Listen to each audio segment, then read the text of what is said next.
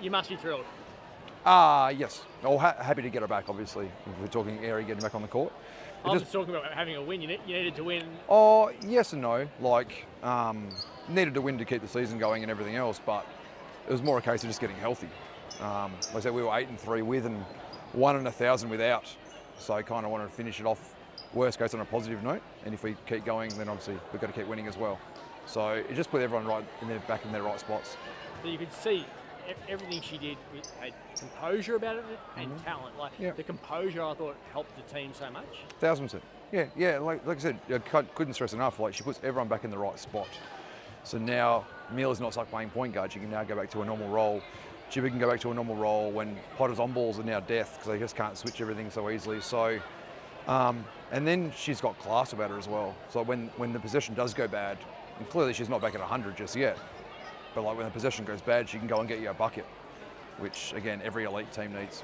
And Maley obviously has been carrying that ankle for a while, and then as the injection doesn't let her play in the last one, like, is she back to full fitness now because her movement looked much better than what I'm saying? There's no one in the league that's at full fitness, but she's as close as what there would be like now. Like there wouldn't be a player in the league that's 10 out of 10 health this late in the season while we're 20 games in. So everyone's carrying something, but she's clearly a million times better than what she was physically 2 or 3 weeks ago. So having her launch, she get the ball again, she hasn't been able to jump.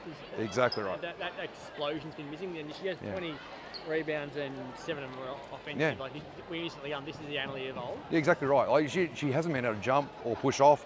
Even you saw like the first quarter, the ability to get a rebound and go point guard push herself. If you watch her last 2 or 3 games, she hasn't been able to do that. Like she's been getting less rebounds, but then when she has got a rebound, she's had to find a point guard to get the ball over half court, and our point guard's also not playing. So her ability to now play point guard push, she can jump for the ball again, she can push off it and get us out in transition again.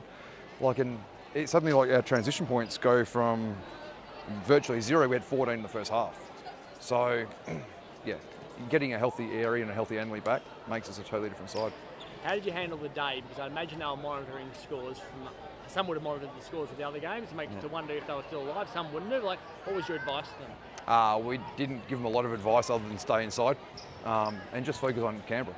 Like we think we're a good basketball side, but we're not good enough to worry about other results and try and pick and choose. And our job is to win 2 games, and we got 1 of them done. And again, our season's kind of in our hands a little bit. Obviously, we need to rely on some results, but we have to win twice. So worrying about everything else is kind of irrelevant. We have to worry about Canberra. We've got to worry about Bendigo now. And how did you handle the heat? Because it was stinking hot outside and it was pretty damn hot in here as well. No, so I don't understand how the players can do it because I am sweating profusely, and I didn't do anything. Like the run, and you saw like obviously they got gassed way earlier than normal. Part of it is also the 2 weeks off, so they would have lost some fitness. We tried to freshen them up and get them off their feet a little bit over the 2 weeks. But you saw multiple players on both sides fatigue a little bit earlier than normal. How they can play in that heat, I've got no idea.